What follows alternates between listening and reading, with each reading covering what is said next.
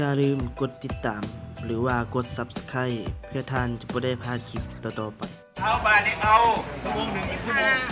14เดี๋ยวก็15 โมงเอา15 โมงครึ่งความอยู่นี่เด้อเดี๋ยวนี้2 โมงครึ่งเด้อ15 โมงครึ่งอยู่นี่คือบ่าย3 โมงครึ่งเอาไปบัด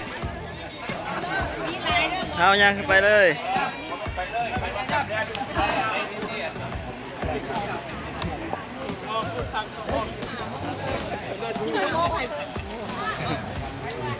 ไปยันพูดทางออกไม่ได้ดีกว่าไปตอนนี้กำลังจะย่างขึ้นไปแล้วเนาะไปเบิ่งบรรยากาศอยู่ข้างเทิงเลยจ้าคนละสี่ไปเลย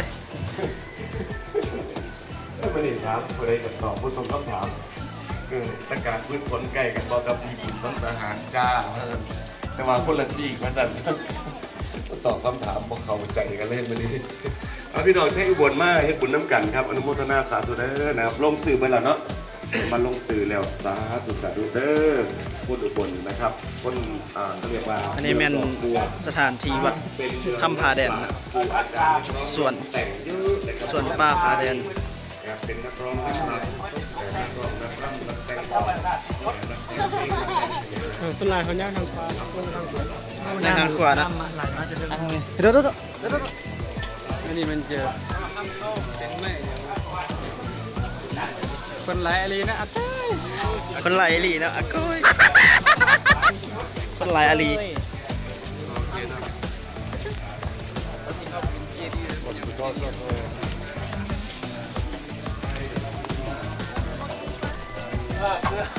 เพื่อนนั่นแล้วแอบใส่ไปได้ลูกเด้อแอบใส่ไว้มันจะบ่สับกันแอบใส่เด้อแอบใส่เด้อใส่ป่ะ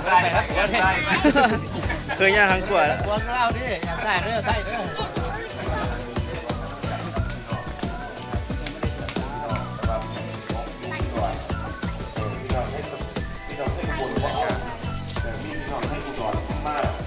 การย่างขึ้นค่อยกินข้าวแล้วกันมา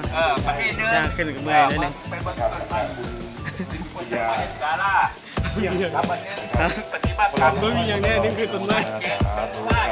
แล้วก็นางมาลัยหากรรมจะคำตะกร้า100 บาทเด็กชายสัมภาษณ์เลยนะเด็กชายได้ความรู้สึกย่างขึ้นมาแก้วกันยาจากคำตะกร้าคันว่าใครสัมภาษณ์พอดีไม่อยากแนะนำใครมาเด้อบ้าเปล่าเนี่ยเลิศต้องเด็กจะได้ความกันยาที่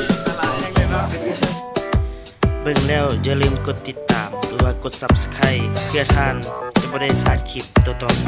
ขอขอบใจ